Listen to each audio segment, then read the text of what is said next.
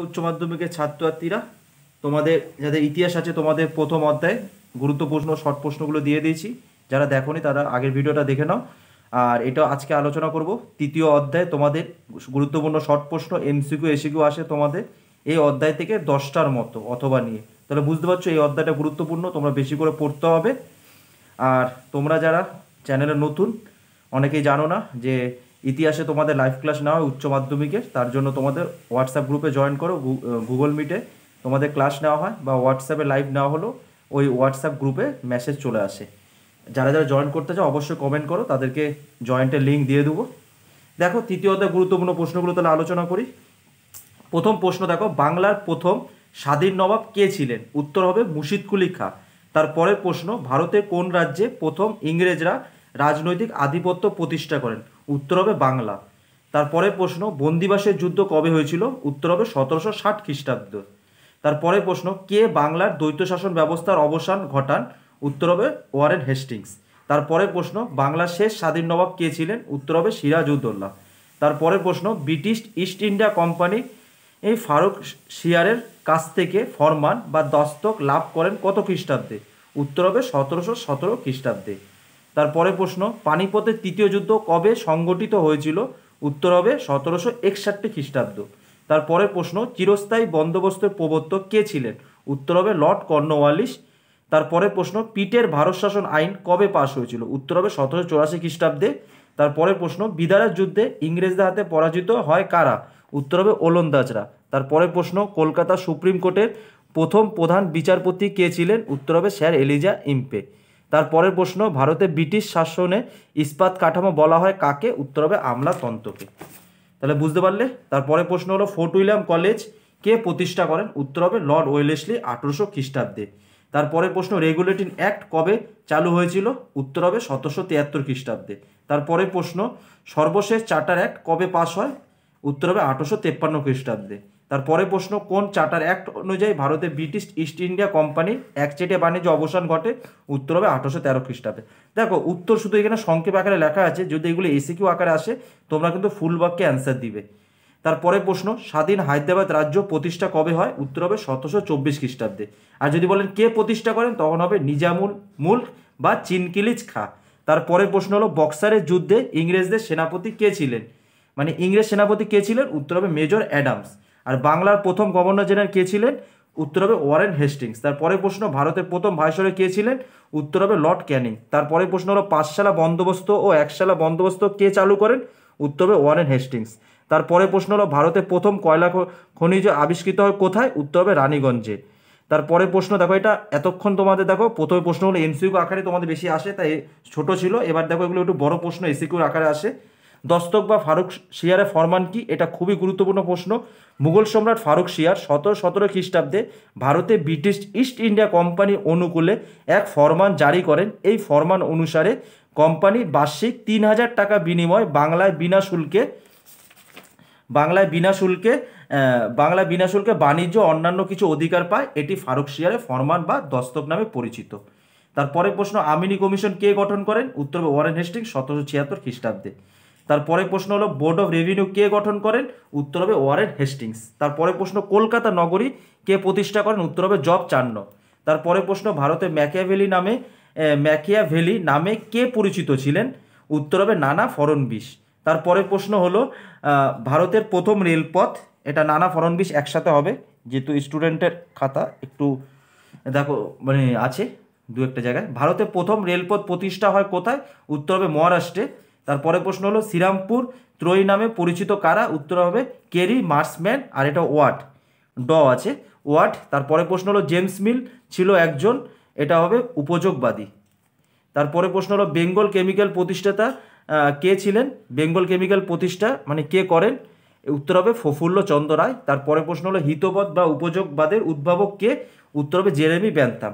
তারপরে প্রশ্ন দেখো, এটা এসিকিউর আকারে আসে তাই বড় প্রশ্ন আছে দেখো, অন্ধকূপ হত্যা বা ব্ল্যাক হোল ট্র্যাজেডি কি?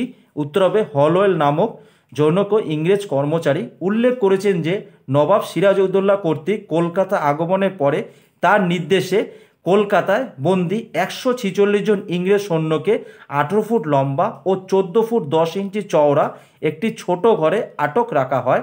এর ফলে 123 জন শ্বাসরুদ্ধ হয়ে মারা যায়। এই ঘটনা অন্ধকূপ হত্যা বা ব্ল্যাক হোল ট্র্যাজেডি নামে পরিচিত।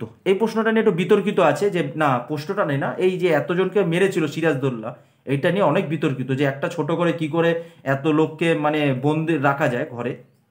যাই হোক, তারপরে প্রশ্ন দেখো, পলাশির যুদ্ধ কবে কাদের মধ্যে হয়? উত্তরটা হবে 1757 খ্রিস্টাব্দে বাংলার নবাব সিরাজউদ্দৌলা এবং ব্রিটিশ ইস্ট ইন্ডিয়া। তারপরে প্রশ্ন দেখো, পলাশি লুণ্ঠন বলতে কি বুঝো? উত্তর হবে পলাশির যুদ্ধের পর বাংলায় নতুন নবাব ইংরেজ কোম্পানি ও কর্মচারীদের প্রচুর অর্থ পুরস্কার দিতে বাধ্য হয়।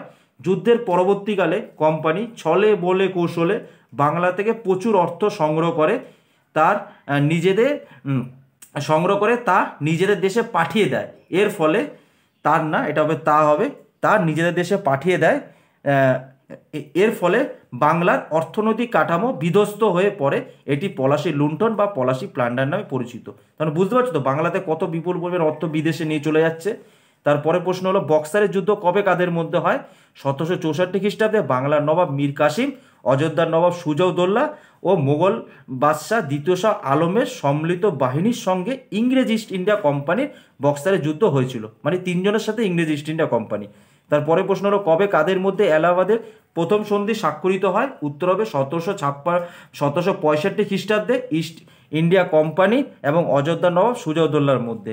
আর পরে প্রশ্ন হলো, কবে কাদের মধ্যে এলাহাবাদের দ্বিতীয় সন্ধি স্বাক্ষরিত হয়? উত্তর হবে 1765 খ্রিস্টাব্দে ইস্ট ইন্ডিয়া কোম্পানি এবং দিল্লির মুঘল সম্রাট দ্বিতীয় শাহ আলমের মধ্যে। তারপরে প্রশ্ন দেখো, কর্নওয়ালিস কোড কি? গভর্নর জেনারেল লর্ড কর্নওয়ালিস এ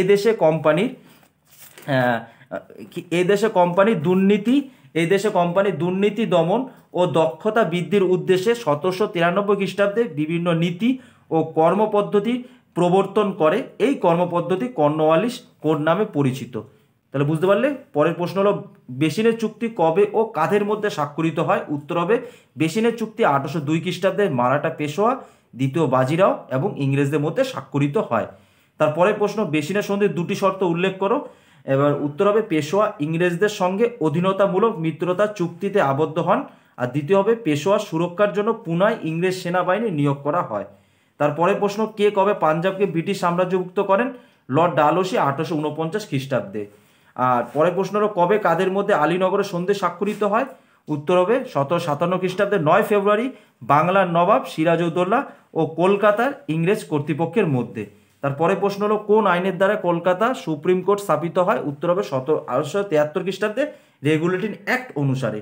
তারপরে প্রশ্ন হলো, সর্বশেষ চার্টার আইন কবে প্রবর্তিত হয়? 1853 খ্রিস্টাব্দে।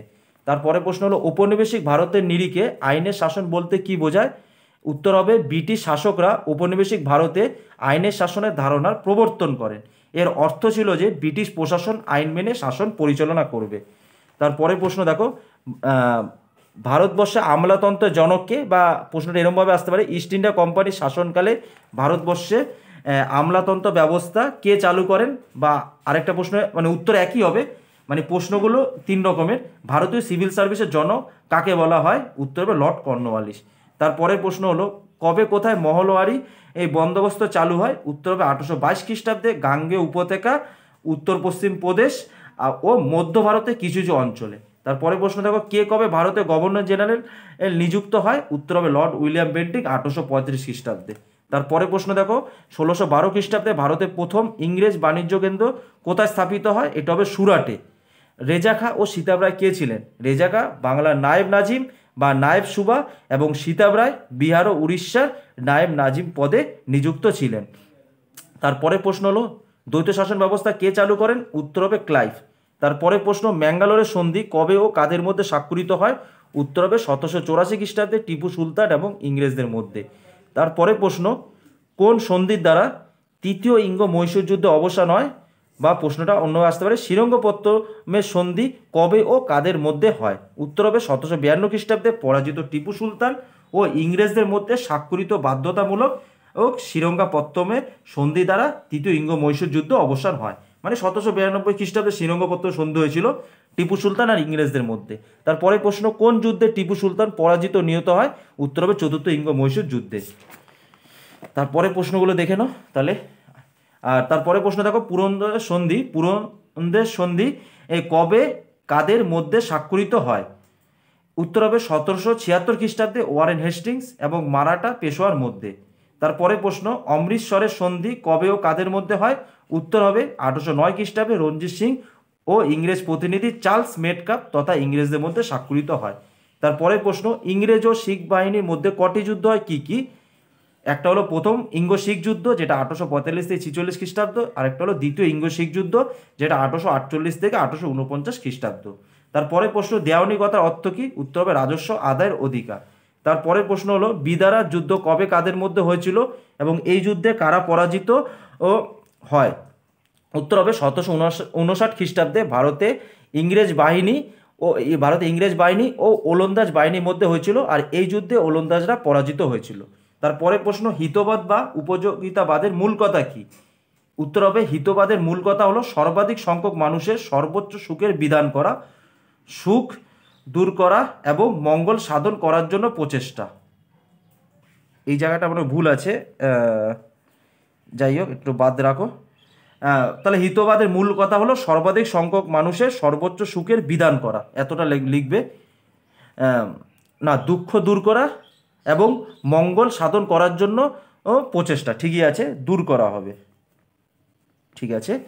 তারপরে প্রশ্ন দেব, কে কবে টিস্কো প্রতিষ্ঠা করেন? উত্তর হবে জামশেদজি টাটা 1907 খ্রিস্টাব্দে টিস্কো বা Tata iron and steel company প্রতিষ্ঠা করেন।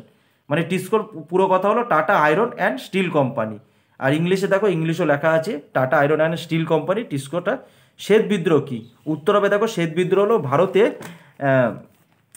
শ্বেত বিদ্রোহ ভারতে 1766 খ্রিস্টাব্দে সেনাবাহিনীর ভাতা হ্রাস পাওয়ার কারণে ব্রিটিশ সৈন্যরা বিদ্রোহ করে। এই বিদ্রোহ শ্বেত বিদ্রোহ নামে পরিচিত।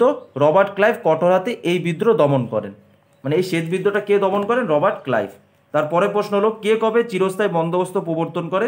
উত্তর হবে লর্ড কর্নওয়ালিস 1793 খ্রিস্টাব্দের 22শে মার্চ বাংলা, বিহার ও উড়িষ্যায় চিরস্থায়ী বন্দোবস্তের প্রবর্তন করেন। তারপরে প্রশ্ন, কোন ভূমি ব্যবস্থা জমিদারদের উপর মালিকানা শর্ত দিয়েছিল? উত্তর হবে চিরস্থায়ী বন্দোবস্ত। তারপরে প্রশ্ন দেখো, সূর্যাস্ত আইন কি ছিল? উত্তর হবে কর্নওয়ালিস প্রবর্তিত চিরস্থায়ী বন্দোবস্ত অন্যতম ও শর্ত ছিল সূর্যাস্ত আইন। এই আইনে বলা হয় বাংলা সালের হিসাবে বছরের শেষ দিনে সূর্যাস্ত হওয়ার আগেই জমিদাররা তাদের বকেয়া রাজস্ব জমা দিতে বাধ্য থাকবে, না হলে তাদের জমিদারি বাজেয়াপ্ত হবে। তারপরে প্রশ্ন, কে কবে এজেন্সি ব্যবস্থা চালু করেন? উত্তর হবে ইংরেজ ইস্ট ইন্ডিয়া কোম্পানি 1753 খ্রিস্টাব্দে। আর এজেন্সি ব্যবস্থা কাকে বলে? ইস্ট ইন্ডিয়া কোম্পানি তার বিভিন্ন কর্মচারীকে এজেন্ট হিসেবে নিয়োগ করে 1753 খ্রিস্টাব্দ থেকে 1775 খ্রিস্টাব্দ পর্যন্ত তাদের মাধ্যমে পণ্য সামগ্রী ক্রয় করত। এটি এজেন্সি ব্যবস্থা নামে পরিচিত। তারপরে প্রশ্ন হলো, অবশিল্পায়ন বলতে কি বোঝো? এটা হলো ব্রিটিশ শাসনকালে ভারতের বাজারগুলো ইংল্যান্ডের শিল্প কারখানায় উৎপাদিত পণ্য ছেয়ে গেলে দেশের চিরাচরিত কুটির শিল্প ধ্বংস হয়ে যায়। এই ঘটনা অবশিল্পায়ন নামে পরিচিত, মানে দেশীয় শিল্প ধ্বংস, সোজা বাংলা যদি বলা যায়।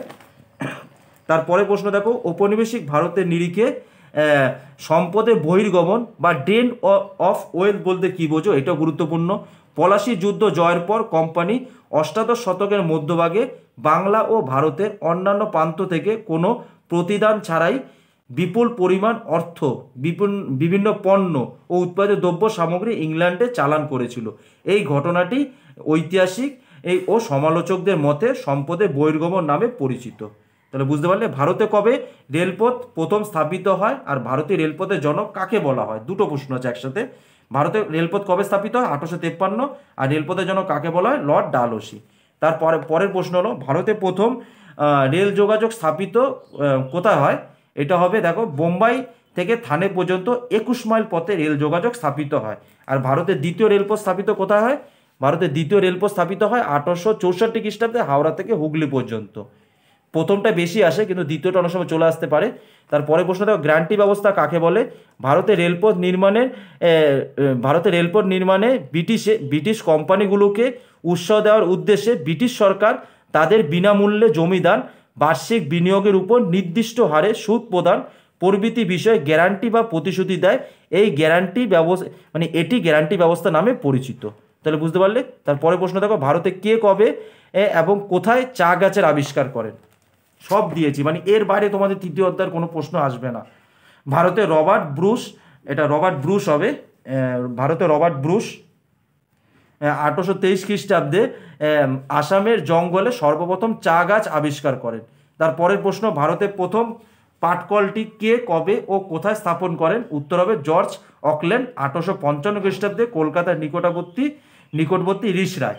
তারপরে প্রশ্ন, কে এবং কোথায় ভারতের প্রথম কাপড়ের কল প্রতিষ্ঠা করেন? উত্তর হবে পার্সি শিল্পপতি কুয়াশোজি নানাবাই দাবর 1853 খ্রিস্টাব্দে বোম্বাই সর্বপ্রথম একটি কাপড়ের কল প্রতিষ্ঠা করেন। তারপরে প্রশ্ন দেখো, চীনে নজরানা ব্যবস্থা বলতে কি বোঝায়? নজরানা পদ্ধতি বলতে কি বোঝো বা নজরানা প্রথা কি? একই জিনিস। কোনো বিদেশি দূত বাণিজ্য উদ্দেশ্যে চীন সম্রাটের সাক্ষাৎ প্রার্থী হলে প্রথমে তাকে চীন সম্রাটের প্রতি বশ্যতা স্বীকারের নিদর্শন স্বরূপ উপটোকন দিতে হতো, মানে এটা উপটোকন হবে, উপটোকন দিতে হতো। এটি নজরানা পদ্ধতি নামে পরিচিত। তারপরে প্রশ্ন দেখো, কাওতাও প্রথা কি? কোনো বিদেশি দূত বাণিজ্যের উদ্দেশ্যে চীন সম্রাটের সাক্ষাৎ প্রার্থী হলে প্রথমে তাকে চীন সম্রাটের প্রতি বশ্যতা স্বীকারের নিদর্শন স্বরূপ সম্রাটের সামনে ভূমি পর্যন্ত নত হতে হতো। এটি তাও প্রথা নামে পরিচিত। মানে বুঝতে পারতো, মানে নজরানা প্রথাটা কি, একটা কোনো ইসে দিতে হবে, মানে কোনো কিছু মানে উপটোকন দিতে হতো। আর কাওতাও প্রথা হলো মানে তার বশ্যতা স্বীকার করে মানে ভূমি পর্যন্ত মানে মাটি পর্যন্ত কি করতো হতো, তাকে ঝুঁকতে হতো। আর এটি হলো কি কাওতাও প্রথা নামে পরিচিত। তারপরে প্রশ্ন দেখো, কোন ইউরোপীয় দেশ চীনের সঙ্গে প্রথম ব্যবসায়িক সম্পর্ক গড়ে তুলেছিল? উত্তর হবে এটা হবে পর্তুগাল চীনের সঙ্গে প্রথম ব্যবসা সম্পর্ক গড়ে তুলেছিল। তারপরে প্রশ্ন হলো, বৈদেশিক বাণিজ্যের জন্য চীনের কোন দুটি বন্দর সীমাবদ্ধ ছিল? একটা হবে চীনের ক্যান্টন আর একটা হবে ম্যাকাও বন্দর। তারপরে প্রশ্ন হলো, তাইপিং বিদ্রোহ কবে এবং কোথায় হয়েছিল? উত্তর হবে এবং কেন হয়। একসাথে দুটো প্রশ্ন লেখা আছে এখানে। 1850 খ্রিস্টাব্দে চীনে সংগঠিত হয়েছিল তাইপিং বিদ্রোহ। আর কেন হয়েছিল? মাঞ্চু সরকারের অপশাসন ও দুর্নীতির কারণে তাইপিং বিদ্রোহ হয়, মাঞ্চু সরকার। তারপরে প্রশ্ন হলো, তাইপিং শব্দের অর্থ কি? উত্তর হবে মহান শান্তি।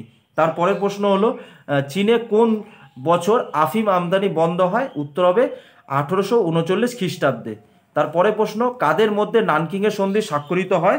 উত্তর হবে কাদের মধ্যে এবং নানকিংয়ের সন্ধির দুটি শর্ত ও লেখো। উত্তর হবে 1842 খ্রিস্টাব্দে ইংরেজদের সঙ্গে চীনের। আর শর্ত কি হবে? প্রথম পয়েন্ট হলো ক্যান্টন, সাংঘাই, অ্যাময়, তারপরে হলো নিম্পো। চীনের এই পাঁচটি বন্দর ইউরোপীয় বণিকদের ব্যবসা বাণিজ্য ও বসবাসের জন্য খুলে দেওয়া হয়। তারপর আর দ্বিতীয় পয়েন্ট হবে, এই বন্দরগুলিতে ইউরোপীয়রা চীনেদের কনসাল নিয়োগের অধিকার লাভ করে।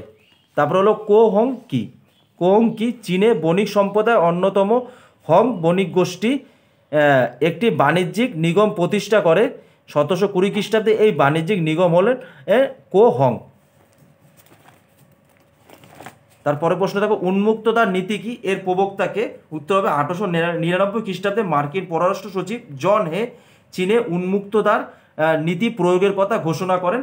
চীনের উন্মুক্ত বাণিজ্য নীতি সব দেশের জন্য সমান হয়, এই নীতির মূল কথা। এর প্রবক্তা কি হবে? জন হে। আর চীনের রুদ্রতার নীতি কি? ক্যান্টন বাণিজ্যে অংশগ্রহণকারী বিদেশি বণিকদের চীনা বাণিজ্যিক আইন মেনে মরশুমের শেষে বন্দর ছেড়ে চলে যেতে হতো। তাদের চীনা ভাষায় ও চীনা আদব কায়দা শিক্ষা এবং বাণিজ্য কুটিতে আগ্নেয়াস্ত্র সহ প্রবেশ করাও নিষিদ্ধ ছিল। তাদের প্রতি এই কঠোর নীতি প্রয়োগকেই রুদ্রতার নীতি বলা হয়। তারপরে প্রশ্ন হলো, ক্যান্টন বাণিজ্য কাকে বলে বা ক্যান্টন বাণিজ্য প্রথা কি? 1759 খ্রিস্টাব্দে এক নির্দেশনামা দ্বারা বিদেশিরা একমাত্র চীনের ক্যান্টন বন্দরকে কেন্দ্র করে ব্যবসা বাণিজ্য করতে পারত। এইভাবে ক্যান্টন বন্দরকে কেন্দ্র করে চীনে বিদেশিদের যে বাণিজ্য প্রথার সূচনা হয় তাই ক্যান্টিন বাণিজ্য নামে পরিচিত, মানে এটি ক্যান্টিন বাণিজ্য নামে পরিচিত। তারপরে প্রশ্ন হলো, কবে কাদের মধ্যে বক্সার প্রোটোকল স্বাক্ষরিত হয়? উত্তর হবে 1901 খ্রিস্টাব্দে চীন ও 11টি বিদেশি রাষ্ট্রের মধ্যে দীর্ঘ আলোচনার পর বক্সার চুক্তি বা বক্সার প্রোটোকল স্বাক্ষরিত হয়। দেখো তোমাদের 96টা প্রশ্ন মোট দিব, কারণ এই প্রশ্নের বাইরে তোমাদের যাতে কোনো সহায়িকা বইতে 300-400 প্রশ্ন পড়তে না হয়, তার জন্য তোমাদের গুরুত্বপূর্ণ সব বেছে যাতে কোনো কিছু বাদ না যায়, সব যত পাও, তার জন্যই তোমাদের বেশি করে প্রশ্ন দেওয়া। তারপরে প্রশ্ন দেখো, চীনে বক্সার বিদ্রোহ কোন গুপ্ত সম্রাটের নেতৃত্বে শুরু হয়? এটা হবে হাই ও চুয়ান নামক। আই হো চুয়ান নামক। দেখো লাস্ট আর কটা আছে, বেশি নেই আর। তারপরে প্রশ্ন হলো কোন যুদ্ধের পর সিমোনোসেকি সন্ধি স্বাক্ষরিত হয়, আর সিমোনোসেকির সন্ধির দুটি শর্ত উল্লেখ করো। তাহলে প্রথমে উত্তরটা হবে চীন জাপান যুদ্ধের পর 1895 খ্রিস্টাব্দে। আর সিমোনোসেকির সন্ধির শর্ত কি? সিমোনোসেকির সন্ধি দ্বারা চীন কোরিয়াকে স্বাধীনতা দান করে। আর দ্বিতীয় পয়েন্ট হবে জাপানকে চীন 230 মিলিয়ন টেল ক্ষতিপূরণ দিতে বাধ্য হয়। টেল টয়কার ল টেল। তারপরে প্রশ্ন হলো কে কবে ও কাদের উপর হোয়াম পোয়ার অসম চুক্তি আরোপ করে? উত্তর হবে ফ্রান্স 1844 খ্রিস্টাব্দে চীনের উপর। তারপরে প্রশ্ন দেখো 94 নম্বরের প্রশ্ন, কোন যুদ্ধের পর কবে কাদের মধ্যে তিয়েনশিনের সন্ধি স্বাক্ষরিত হয়? তিয়েনশিনের সন্ধির দুটি শর্ত লেখো। উত্তর হবে দ্বিতীয় অয়ফেন যুদ্ধের পর। দ্বিতীয় অয়ফেন যুদ্ধ মানে কত সালে হয়েছিল? 1856 থেকে 1860 খ্রিস্টাব্দে। তাহলে দ্বিতীয় অয়ফেন যুদ্ধের পর 1858 খ্রিস্টাব্দে চীন এবং ইঙ্গো ফরাসি শক্তির মধ্যে তিয়েনশিনের সন্ধি স্বাক্ষরিত হয়। আর শর্ত কি হবে সন্ধির? শর্ত হবে চীনের 11টি বন্দর বিদেশিদের জন্য খুলে দেওয়া হয়। আর দ্বিতীয় পয়েন্ট হবে চীনের বিদেশি বণিকরা চীনা আইনের এখতিয়ার থেকে মুক্ত হয়। তারপরে প্রশ্ন দেখো প্রথম অয়ফেন যুদ্ধ কবে কাদের মধ্যে হয়েছিল, বা প্রথম ইঙ্গো চীন যুদ্ধ কবে কাদের মধ্যে হয়েছিল? মানে বুঝতে পারলে তো, অয়ফেন যুদ্ধকেই ইঙ্গো চীন যুদ্ধ বলা হয়। উত্তর হবে 1839 থেকে 42 খ্রিস্টাব্দ। 1842 খ্রিস্টাব্দ পর্যন্ত ব্রিটেন ও চীনের মধ্যে মানে এই অয়ফেন যুদ্ধটা হয়েছিল। আর শেষ প্রশ্ন দেখো কবে কারা কাদের বিরুদ্ধে দ্বিতীয় অয়ফেন যুদ্ধ ঘোষণা করে? উত্তর হবে 1856 খ্রিস্টাব্দে ব্রিটেন চীনের বিরুদ্ধে দ্বিতীয় অয়ফেন যুদ্ধ ঘোষণা করে। তাহলে আশা করি তোমরা বুঝতে পারছো। এই প্রশ্নগুলো খুব খুব ভালো করে পড়ে রাখবে, দরকার হলে তোমরা খাতায় লিখে রাখবে। এই প্রশ্ন বাইরে আসবে না, খুবই খুবই গুরুত্বপূর্ণ প্রশ্ন বিগত বছর, তারপরে বিভিন্ন স্কুলের টেস্টের যেগুলো খুবই গুরুত্বপূর্ণ প্রশ্ন বেছে বেছে করা আছে। তাহলে তোমরা ভালো করে পড়ো, আর অবশ্যই ভালো লাগলে লাইক করো, চ্যানেলটা সাবস্ক্রাইব করো। আর কোনো কিছু যদি তোমাদের বুঝতে অসুবিধা হয় তাহলে তোমরা সেটা কমেন্ট করো। এরকমভাবে তোমরা প্রতিটা অধ্যায় এমসিকিউ এসিকিউ বিস্তারিত ব্যাখ্যা ইতিহাসে তো পাবেই। তোমরা উচ্চমাধ্যমিক যারা আছো, যারা ভিডিওটা দেখছো, তাহলে চ্যানেলটা তোমরা সাবস্ক্রাইব করে নিতে পারো। তাহলে তোমরা ভালোভাবে পড়াশোনা করো।